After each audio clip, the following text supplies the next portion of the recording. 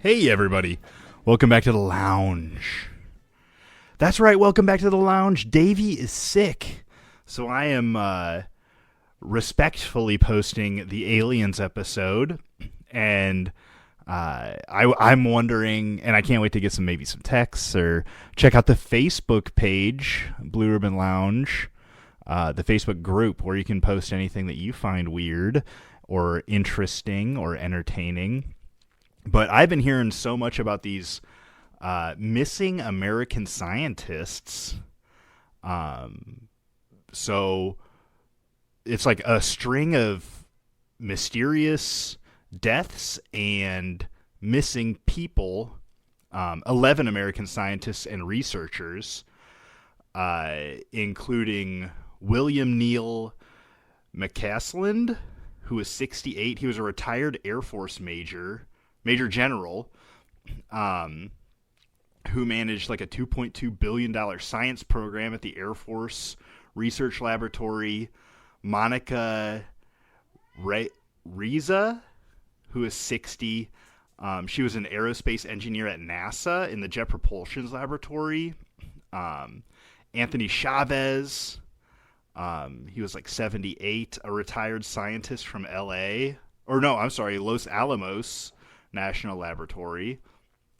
Melissa Casias, an administrative assistant with the secretary clearance at Los Alamos National Lab.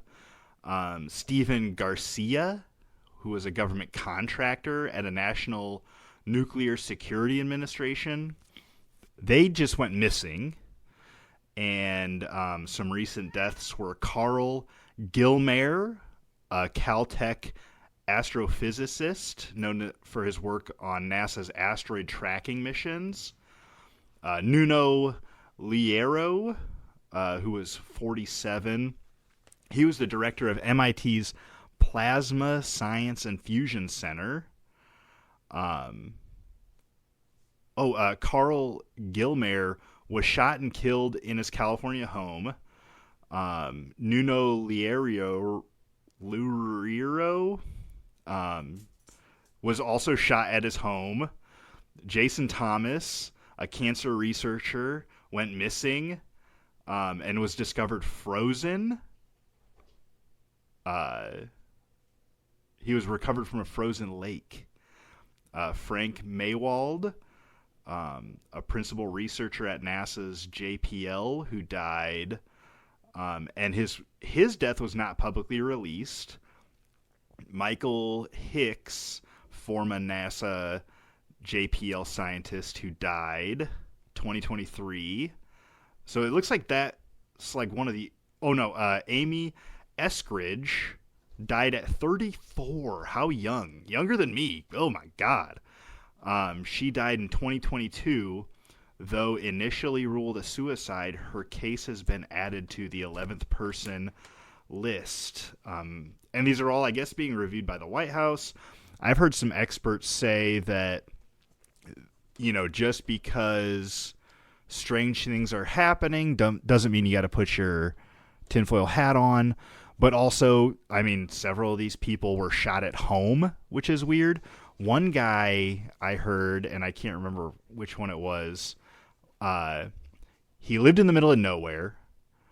Some guy from a town of like 1,000 people was walking on his property with a gun, said he was going to the post office, and he needed the gun for self-defense against, it was in the middle of nowhere for, mountain lions or something.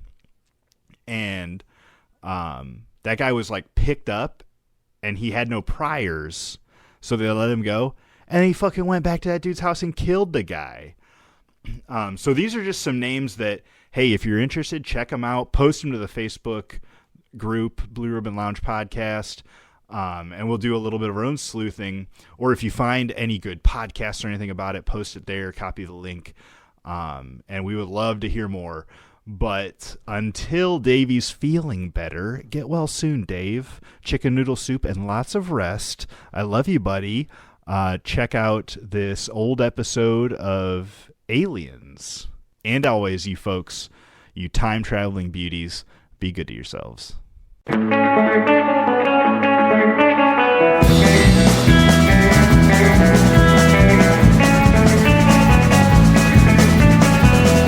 everyone. Welcome. Welcome to the Blue Ribbon Lounge podcast. I'm Matt. Back. Oh, sorry. Who are you? I'm Matt. I'm Dave. And we're here. You're there. So then we're everywhere? Somebody's everywhere. We got all the bases covered. Yes. We're here. They're there. Yeah, you guys make sure you're doing your part, listening.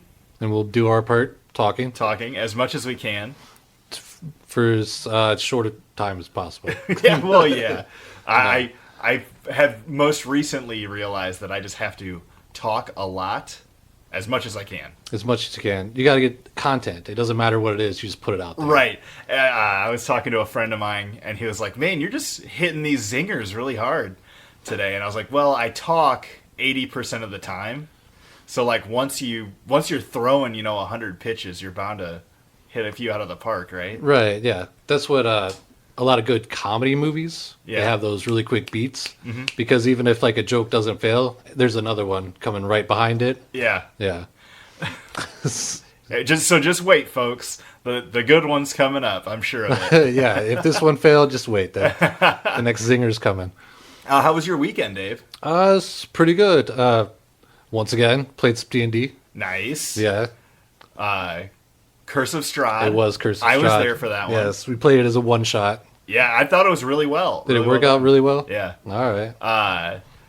I feel like I am not the best player sometimes. I'm trying to be better, is I guess what it is. Okay. Maybe I'm definitely not the worst player. No, you're not bad. No. And it seemed like you had stuff lined up. You weren't just Yeah. I tried to create a character and be the character. I think that, yeah, it's part of it. Yeah. Depends on what group you're in. If you want to do more role playing, or if you're just we just want to roll dice. Yeah. Yeah. My kid was in the game as well as a player. Yeah. And he was really excited to create not just a rush in and fight everything character. Yeah. Which I think he did pretty good. Yeah, he was always trying to hide or sneak around. Yeah, and it's the first time he's ever played a rogue. And he wanted to be a Tabaxian rogue, the cat person. Yeah. Yeah, that's cool. So I'm just glad he thought outside of the box a little bit. Yeah, it's always good for creativity. Mm-hmm. And it helps a little bit with math, adding and subtracting. Oh, yeah. Yeah. That's what I've noticed with him and the other kid that we play with every once in a while. They get kind of stuck up on the math, but there's so much going on that it's kind of a high pressure situation, I feel. Yeah, sometimes, and especially if you're a kid and you have all of a sudden it's your turn and you're like, what's going on? Yeah. Yeah. Even I get distracted all the time. So, did you do anything else this weekend? Well, the wife was out of town. Oh, okay. And so me and the boy just played video games and watched hockey and ate pizza all weekend. Hung around your underwear? Yeah. Pretty much stayed into pajamas until people came over. Okay. It was a good time. My kid got to go to this reptile show. I guess it was more so like a reptile sale thing. Oh, okay. Where a bunch of people just brought reptiles, bugs, spiders. So kind of like an exhibition? Yeah, kind of like that. Introduce them to them. Did they learn anything or just get to see them? I think they just got to see them. There's a lot of stuff for sale. Okay. Nobody got anything that was with us, but they got to hold a bunch of different lizards and. Oh, I'm not into that. Well, my kid really is. He's not into spiders, and they had a bunch there, but he was into everything else. He bought some arrowheads with some paintings on it. Okay. Yeah, so he had a good time. That's cool. Yeah.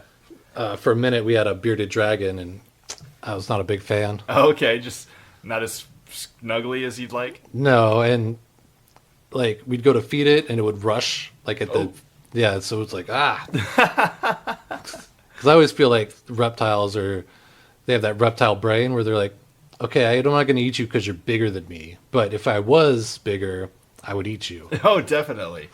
Yeah. I heard a story about a guy from Texas. He saw a sign that said no swimming in the lake because of Florida alligators. Okay. Or something they got alligators in Texas somewhere. And his literal last words were "fuck those alligators," and he jumped in, and then got eaten by Got alligators. eaten by them.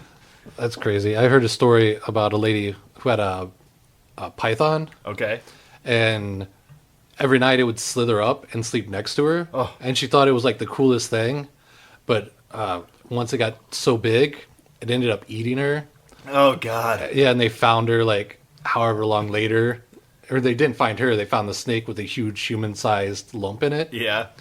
And all their friends were like, "Oh, she said the snake was so nice and would lay next to her and all that." And the expert was like, "No, the reason they was laying next to her was to size her up to see if it was big enough to eat her." Oh God. Oh my gosh. Yeah. Should we get into some beers? Yeah. What do we got here? We got from Wake Brewing. I was pretty excited to get Wake in here.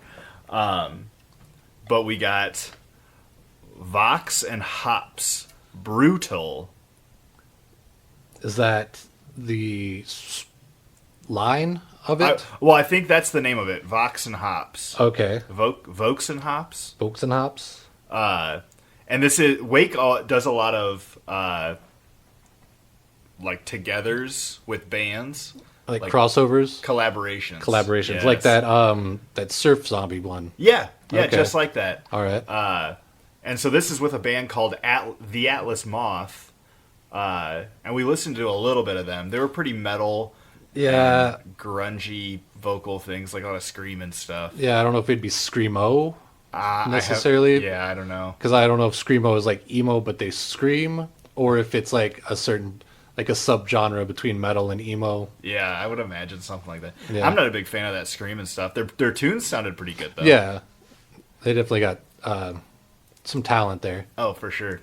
Is Cracker open? So Oh, the name of the beer is Vox and Hops. oh, I think I'm wrong. Because then is this the flavor here? I think this is the name of the beer is the actual human blood oranges. Oh, okay. And it looks like a 5% alcohol, and it's a fruited sour. So I have no idea what that means. I've definitely had sour beers, Yeah. and they're all right. Are they sour? Yes. Okay. And it's got like some kind of furry demon on it. I think the demon's head is supposed to be a hop. Oh, okay. I see that now.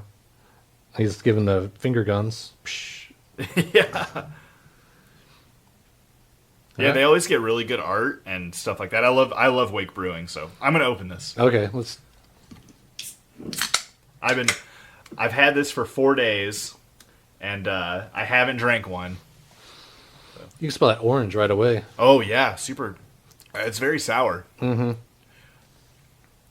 But it does taste like a tangerine, Yeah, blood orange. a blood orange. Yeah. And you know what? I don't know if I know what blood orange tastes like, and I think tangerine would be the closest thing that Yeah, I've tasted.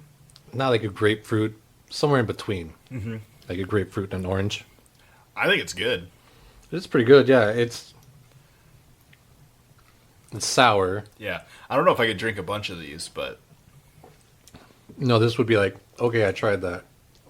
yeah, I'll probably drink this at Wake. I normally get their invisible oranges, Okay. and also another orange beer. Apparently, Is it similar? Just not with that sour. it's not quite as sour. The invisible oranges is not quite that sour, but It's not bad because it doesn't have that micro brew kind of aftertaste. yeah, I'm not a big fan of like hoppy type stuff. Like Yeah, the IPAs and stuff like that. But- But even that cherry one, we had the cherry blonde bomb or blonde cherry bomb blonde. Yeah, that one had that kind of microbrew aftertaste, and I don't know if they're overcompensating with the sour and the orange to kind of dull that down, Maybe. but it works. Yeah.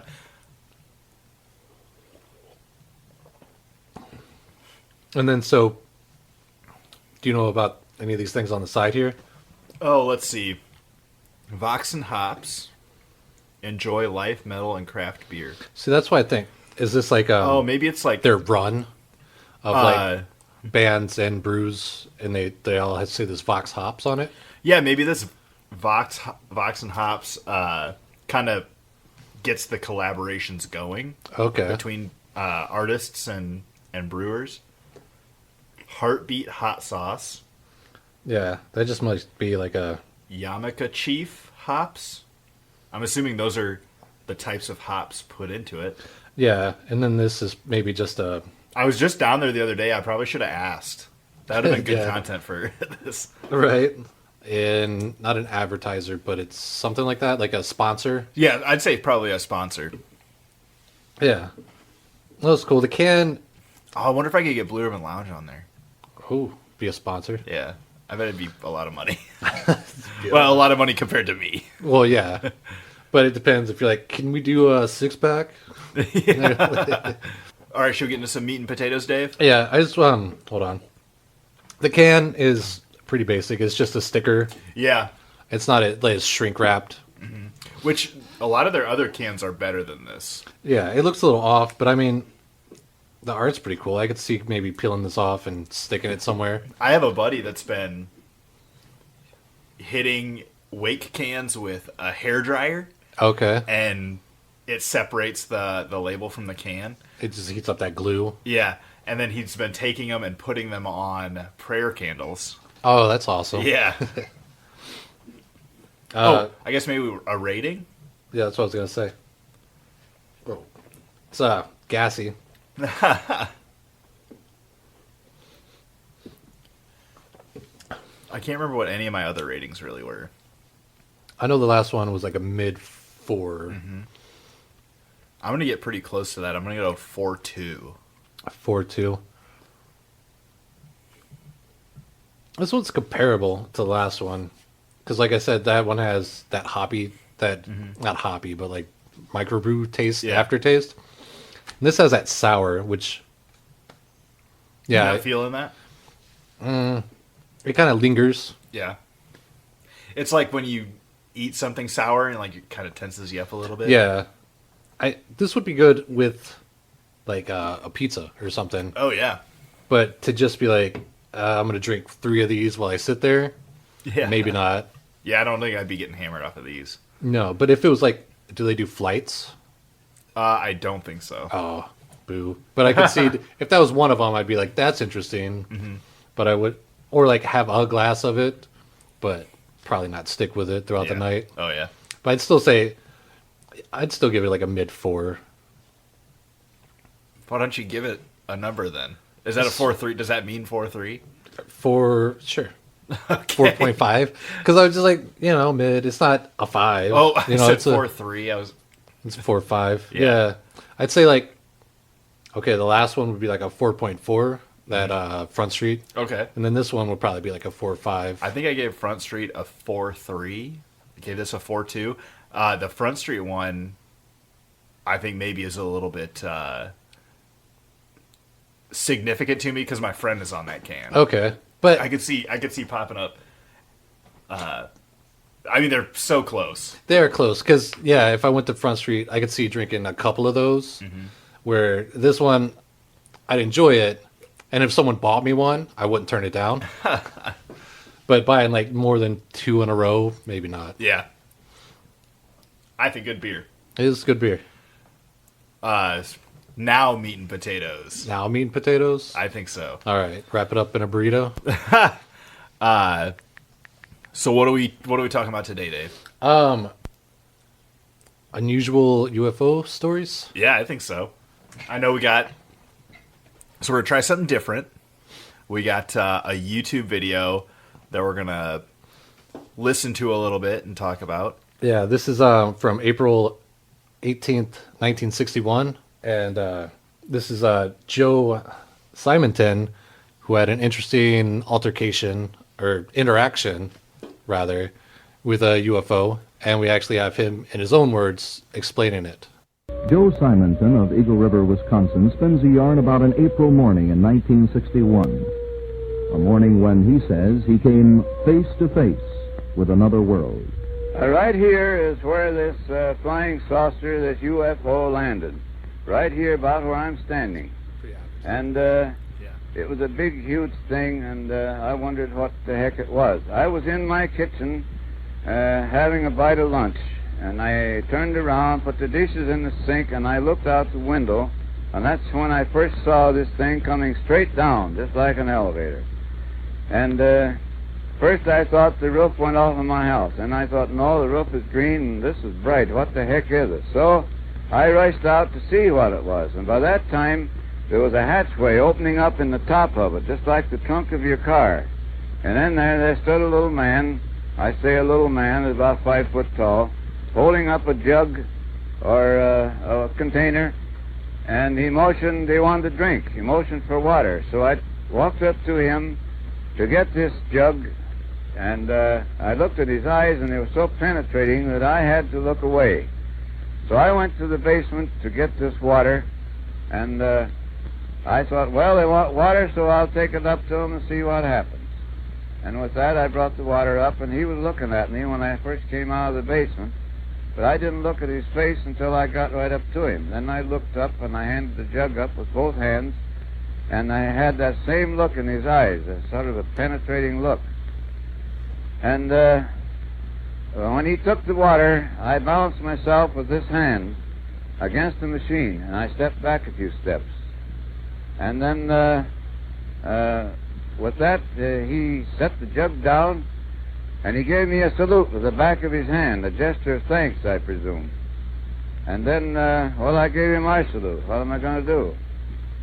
So I noticed this little man, same size of a man, right by the right side of the hatchway, cooking these pancakes, which I have one here yet. He was frying these pancakes, and I pointed to him and made a gesture like eating. I thought maybe I'd get a conversation out of him. Nobody was saying anything. But he didn't say a word. He just reached over and he got a handful of them, 4 of them, and he handed them down to me. And they were hot and greasy. And this man cooking these pancakes, it was on a square grill-like concern. I couldn't see any flame, but it seemed to be very hot. There was smoke coming from it. And if that was their food, God help them, because I took a bite of one of them, and it tasted like a piece of cardboard. And if that's what they lived on, no wonder they're small. And with that, he reached up and he closed this hatch with a heavy thud click like when it latched. And you couldn't a bit more see where that hatch was than you could see a hole in my hand. And with that, the thing started to raise just like it came down. Everything was timed perfect. It went up about 20 feet. It tilted at 45 degrees straight south and shot off. And within 2 or 3 seconds, it was out of sight. Well, there I stood in the driveway with a handful of greasy pancakes and my mouth open, wondering what the heck I saw, what had happened. Greasy pancake aliens. Yeah, it tastes like cardboard. Yeah. There's not much follow-up on that. Mm-hmm. I guess later on, his neighbors were saying that they saw a flying saucer also. Really? But just flying around. Okay. And everybody pretty much said that like, he's just a chicken farmer and like an occasional plumber. Okay. Because I've heard plumber, chicken farmer. He looked like a super normal guy, big belly. Yeah. Looked like just a typical farm dude. Yeah, like you would find in Wisconsin. Yeah. And he did call the Air Force. Okay. And they came down, and he gave them 2 of the pancakes because he ate one, and he's kept one. And they got the FDA, the Federal Food and Drug Administration, or whatever it is. And they said it was just flour, sugar, and grease that the pancakes were made out of. Yeah. And on this news report that this audio comes from, they said they were just plain buckwheat pancakes. Yeah. But there was a rumor going around that they didn't know the flour was unknown origin. Oh, okay. Yeah. And that's weird. Yeah, that's pretty much all. Like, the only speculation from the people that interviewed the neighbors and whatever, that maybe he'd just been on his farm too long and went a little stir crazy. Oh, okay. Wanted to either hallucinated it or wanted to make some fun. Just see some people would come out and see him. Yeah. I could see that. Right, but he doesn't look very eccentric. He doesn't look like he'd want people. Yeah, he looks like a grandpa or an uncle or something. Yeah. That would just So, like you were saying, it seemed like he believed it. You know, yeah, the way he told the story. yeah, and he wasn't like embellishing. I did read some stuff that maybe in later interviews he said that they wore like a blue turtleneck like jumpsuit and helmets. And I've also read that they were like, he's described them as Italian descent. Yeah. Do you find that to be offensive, Dave? Well, I don't know. I mean, we don't look like aliens. So if it was just some olive toned guys, Yeah. like kind of furry, like, hey. Yeah, and I was like, he described the hatch opening up like the trunk of your car. Yeah. And maybe, I don't know, maybe he was also growing something wacky on that chicken farm or something. Wacky tobacco. Yeah, I mean, if you're feeling out of it, maybe you drink some bad water or feeling sick or something. Yeah. And kind of in a weird in-between state. I could see a couple of people showing up onto your property in a fancy car, wearing fancy clothes. Oh. People that are maybe a little bit more foreign in the 60s. Okay. And, or like in a streamline. Yeah. Yeah. Oh, yeah. Yeah. So if he just sees them and they just want some water and the guy's inside making pancakes. Yeah. The only thing is the lifting up 45 degrees and taking off part is right. But I mean, specific. Maybe if he has a little like a touch of Alzheimer's or something, gets a little confused. Yeah, I mean, so maybe after they left and he's standing there with pancakes, he's like, "Where'd I get hot?" And then he's like fills in the blanks with his mind, and he's like, yeah, like an Alzheimer's or like a mental thing, lapse or disorder. something. I don't know. Yeah, maybe. I could definitely see that playing an effect. Right, but it's just interesting that he had some kind of tangible proof. Yeah. A lot of people don't really. They're like, I was thinking about an alien, but I don't know, unless it's like scratches or something. Yeah. But that's Joe Simonton.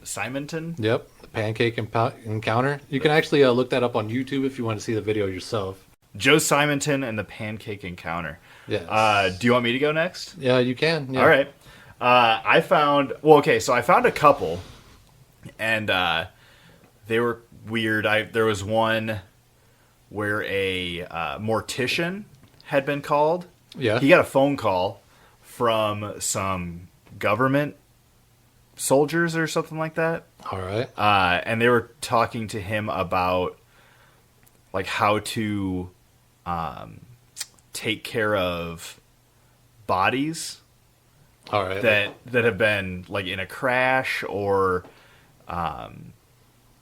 like been out in the elements for a little while. Like how to preserve them? I can't remember if it was like to preserve or it must have been preserve. I think it was preserve. And so he got this phone call from some military people about preserving bodies. And I don't remember it too much because this other story that I got into like really took me.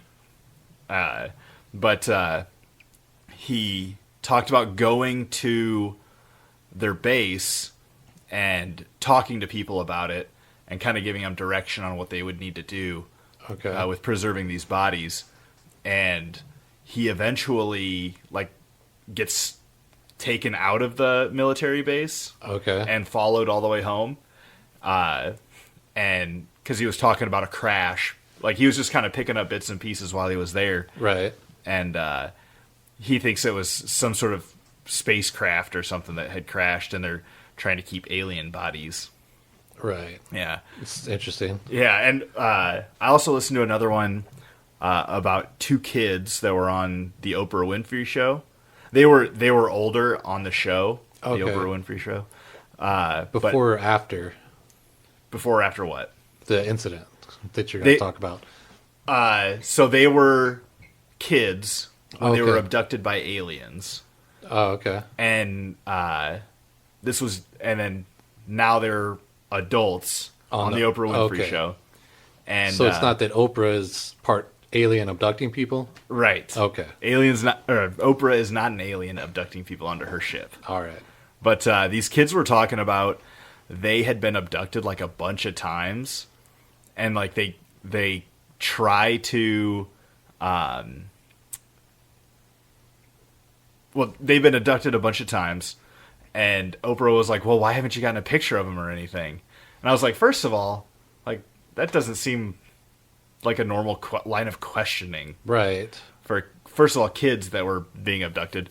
But they said they had been abducted like 3 or 4 times since then. Really? Yeah, and every time it just like they get paralyzed and they wake up on a table in a white room, and they don't know exactly what they're doing to them.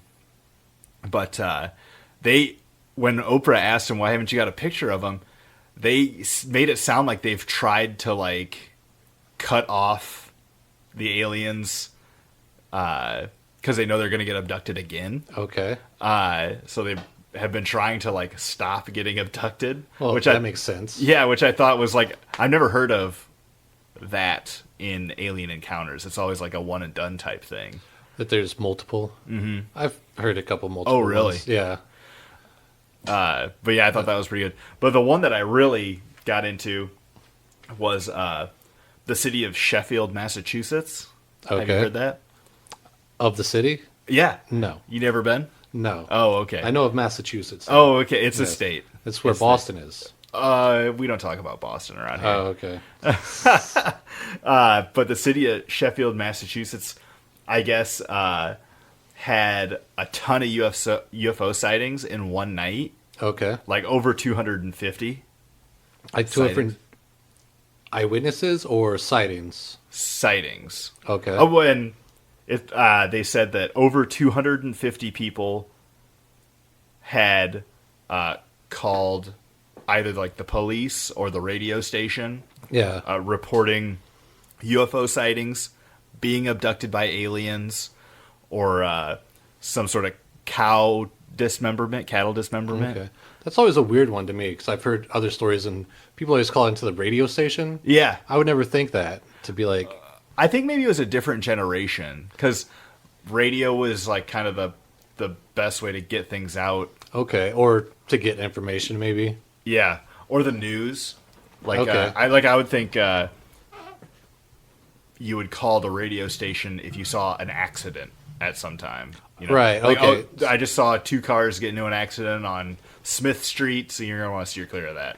Okay, that makes sense. Now. That's what I would think their thinking is. All right, not just like, oh, that was crazy. I gotta call Wacky Dan in the afternoon. I mean, it could be like 15 seconds of fame. Yeah. But they had, I said over 250 sightings. There was a judge that was serving, and I don't know the exact situation of why this happened, but the judge had the event sealed into the Massachusetts state history. Okay. So this is the first recorded alien sighting in history. Like official government. Okay, like on record. Yeah. At least for Missouri, or Massachusetts rather, and probably the U.S. Did you have a date on that? I didn't. I couldn't find a date on it. Okay. And yeah, I got really interested in the story, mostly the story. Yeah. What I had found was a video of people making a documentary there. I guess there's a Netflix documentary on it. Okay. And I don't have that information. You don't either. have that? All right. I'll try to do some show notes or something, but I was pretty unprepared. No, that's all right. But where in Massachusetts? Sheffield. Sheffield. So you probably Google like Sheffield alien sightings or... I was trying to, but it was kind of tough. So these people that went to Sheffield to make this documentary, they tried to get a hold of the police. Okay. Nobody could get hold of the chief of police. Like he was not there for questioning, or I just couldn't get a hold of him. Couldn't get a hold of him. He said what his hours were like before they told him what they wanted to talk about. Okay. And then they told him what they wanted to talk about, and then he like mysteriously like was super busy that day. Gotcha. And which could be normal people coming around bothering you all the time. Yeah. Like people always want to try to solve the Zodiac killer. I hear like Oh, that would get annoying. Yeah, people get super wrapped up into it, and you just got. I mean, they're more than likely not going to solve it, right? Right. But so with this group going to this documentary, they talked to one gal, and she's older now. But when she was younger, her and her family went to go get ice cream. All right. And stopped next to this park and lake, and she remembered getting the ice cream, and they saw everybody in the car. Her family saw this big bright light. They described it as like a cue ball, but like lit up. Okay, so white. Yeah, a white like sphere or turtle shell shaped is what two of the things that the people were calling it. Okay. And then the father said, like, oh, I need to check this out. And he got out of the car and was, like, running towards it. I don't know, I'd run towards something like that. Yeah, right. Especially when you got your family in the car is what I think.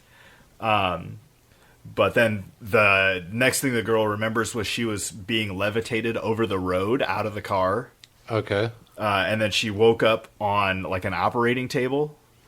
And she couldn't, I don't think she could feel anything or something like that. And, they were doing things to her, but she doesn't remember what they had done. Okay. So she was like vaguely there, kind of. Yeah, yeah. And then from there, she woke up in a room with a bunch of other kids. Okay. And she didn't say if she knew any of these other kids or not. But another point that they talk about in this little YouTube documentary was that a lot of the kids around the town were talking about this event. Yeah. And their parents didn't believe them. But there was like one mom that worked in a diner that like would listen to them and like understood that, you know, these, I don't know if she believed them or if she thought these kids just needed to like be listened to. Right. And so a lot of the kids in town had the same experience? It sounded like something like that. All right. And then when she woke up, she was just in a field, but still at that lake area. Okay. It sounded like a lot of it just took place in that one night. All right. When they saw all those sightings. Yeah. And the gal said that I think her name was like Marjorie or something. I don't remember. But she said that now when she goes around electronics and stuff, like she'll blow up computers and like strange things happen when she goes through like airport security. Yeah. And she said she has like a lot of stomach pain and like weird vision. I don't know if it's just bad vision or if like things get kind of weird or what. It's blurry. Yeah. But which the electronics thing, I was like, they had cameras and stuff when they were filming her. Yeah. So I don't know if maybe it's some stuff. Yeah. Specific components or something. They also went to the radio station, and all of the recordings from the radio station that day have been gone. Oh, like they were confiscated? They don't know. The guy that was working there wasn't there when it happened. Okay. But I think that's a thing where radio stations record everything. Yeah. And at least have a copy around, but they didn't have any from that day is what they told him. Okay. And no archived. Yeah. Yeah, video or recordings. Yeah. So I need to finish listening or watching that and then find the documentary on Netflix. Okay. I thought that was a pretty crazy, a whole city. Right, in one night. Yeah. That is pretty crazy. Yeah. Yeah, and really it could have been like a what do they call it? A weather balloon?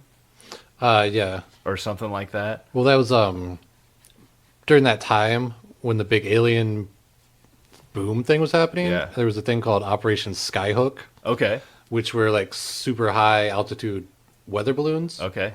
But they were using them to float like across like Russia during the Cold War to spy on them. Oh, really? Yeah, so if there was anything like that that floated back around, or they let loose and then someone was seeing it. Yeah.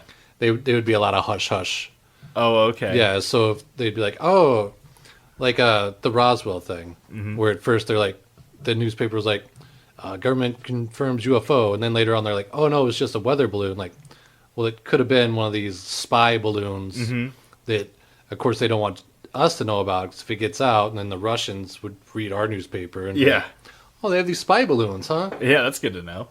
Yeah, but I have a story of David Huggins. Okay. And this guy is a multiple, not abductee. For some reason, I was like evacuation. But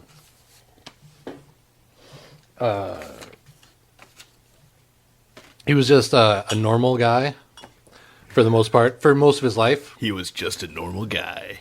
Yeah. Until like he read this book by Bud Hopkins. It was called Intruders, The Incredible Visitation of Copley Woods. And it was just about aliens, I guess. I didn't really look into that book. But when he started reading it, he got all these like flashbacks and all these memories flooded in, starting back to when he was like 8. And he was like leaning against a tree, and he heard someone like, hey, David, don't be scared. And he turned around, and it was like this bug-eyed, furry alien. And then he was freaked out. And then next he was like visited by this huge praying mantis alien. Whoa. Yeah, and like as a kid, he said he like probably couldn't process it. That's why he just went into his subconscious, because he's like, this is freaky. Why am I seeing this? Am I going crazy? What's going on? But he said, yeah, he kept having like experiences, and they were weird, but they were like non-threatening. So he kind of got used to them. But I guess in 1961, when he was 17, okay, he was walking through the woods, and this alien appeared to him, and it was like human-sized, with like a typical alien face, like the gray with the big eyes and the small mouth, but with like long flowing black hair. Okay. And a robe on. And when she disrobed, she had like a human female body. Okay. And I guess she like did her alien magic and then took his virginity. Hey, if you're gonna lose it, man, lose it with style. And then like pretty much the next time, he said like most of the times like at night she would come, so he started like to buy her flowers and stuff and be like, here, and she'd be like, you don't have to do that, and like stuff like that. And he says she pretty much became his girlfriend, because they would like hang out and like do some heavy petting and then eventually have sex, and then she'd be gone in the morning. And this happened for like 50 years. 50 years? Yeah, because in 1987, like after he read this book and he got all these memories, even of this alien girl. Yeah, got all these memories coming back, and he was super sketched out about it, and he didn't know really how to handle it. And I guess he heard like a subliminally, whatever, straight to his brain. Okay. That the alien said it was okay if he like painted it, and so he started making these paintings as like therapy. So he has like over 100 paintings, over 100 for sure, of all these encounters he's had with aliens. I gotta see these things. I have some here. So he forgot 50 years of having an alien girlfriend? Yeah. See, there's one. That's a picture of his first encounter. Oh, that's a good... I mean, it's a decent painting. He's not a bad artist. Uh-uh. It's of him in, like, the forest with an alien with the blue robe, like, cowboy. Yeah, cowgirl. Cowgirl. Yeah. Okay. And he's staunch naked. Yeah. She's wearing the blue robe. And the face is kind of weird looking. Yeah. Oh, and here's one where she's naked, holding her breasts. Yes, very provocatively. Yeah, It's a good painting. I mean, the face kind of takes a lot away from it. Yeah, it's the alien face. Yeah, but it's actually a pretty good painting.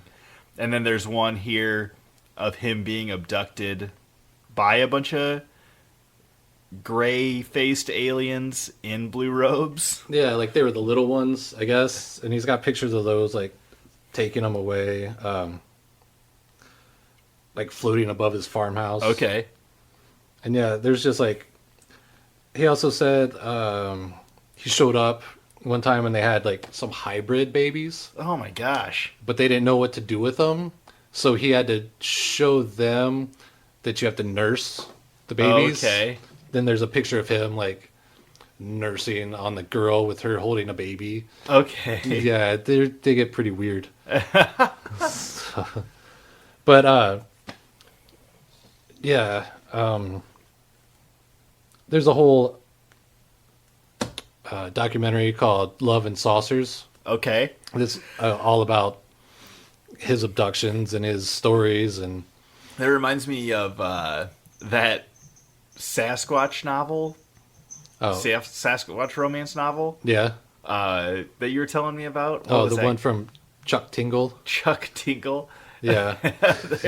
Those were pretty good too. Right. If you ever have time, look up Chuck Tingle. Yes, he writes a lot of interesting Erotica. self-published usually about an inanimate object or dinosaurs or Bigfoot. Because I saw one today that was like on Facebook. It was like sentient fireworks and how it's not nice to have sex with them or something like that. Oh my god. Yeah. It's weird. But they look like full novels, so.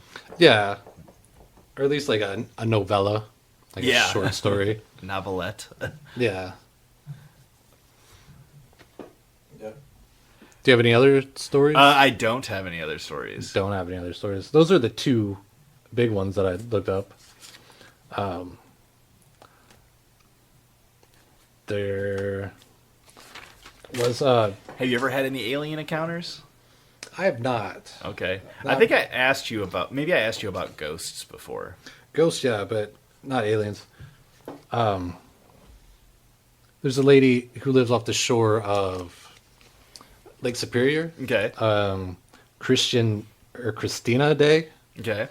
And I guess she communes with the Palladians, which is like the Nordic looking aliens. Okay. So they're like pale and long straight blonde hair. A lot of the people say they're like the better looking of the aliens. If you're gonna have aliens, they might as well be good looking. Yeah, but I guess she was out in California by Mount Shasta Okay. and got like had an encounter there, and then when she was back home in Wisconsin by Lake Superior, she had an encounter in the woods, Okay. and they led her to this house on the lake that just happened to be for sale. Okay. And so she bought the house, and then using like driftwood and rocks and stuff from the lake, she made these circles on the beach. Okay. And she said this energy came out of the lake and turned those into portals for these Palladians. Okay. And now she's like a conduit for them. Wow. Yeah. And for like a small fee of like $650 for a weekend, you can do this retreat where she'll teach you how to open your mind to the Palladians and learn how to live a better life. $650? Something like That's that. a deal. That's a For steal. like for 2 days. For Yeah. a 2-day thing. Maybe. Commune with aliens? Yeah. I gotta start saving some cash, Dave. Yeah, there you go. You learn how to do it. Maybe have a drum circle and some Ooh. chakra opening watercolor Yeah, sessions. I would imagine you gotta smoke a bunch of ayahuasca first before you start believing a lot of that, but Maybe. But, they're always going to say, oh, we don't do guarantee. that. Right. But here's some tea. Oh, Drink yeah. the special tea. Yeah. There's no guarantee that you'll be communing with any Palladians, but Right. We'll show you the techniques. yes. Yeah. And you could try them at home and maybe be successful. Right. And you're more successful if you buy the video and the book, too. Oh, yeah, definitely. For sure. We got 600 VHSs in this barn over here, so we got to get rid of Right, them. Exactly. You got anything else? That was pretty much it. That was pretty much it. Yeah. It's good for me. Fair. Yeah. Kind of a short episode, but that's all right. Yeah, this is something we can always dig into later. Yeah. There's tons of alien stuff out there. Yeah, I'd like to do more on what I really liked about the Massachusetts alien sighting was that it was kind of corroborated by a bunch of people. Yeah, those ones always work better, kind of like the Phoenix Lights. What's that?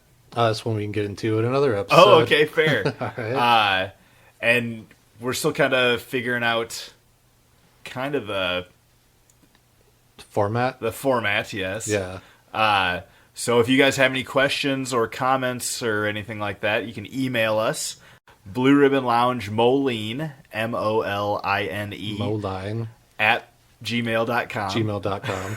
Or you can go to the website, which is www.blueribbonlounge.com. That's correct. Yes. And we have some merch. We'll get the podcasts up there, hopefully. Yeah, you can see where Matt might be performing. Oh, yeah. I'll probably put some performing stuff up there.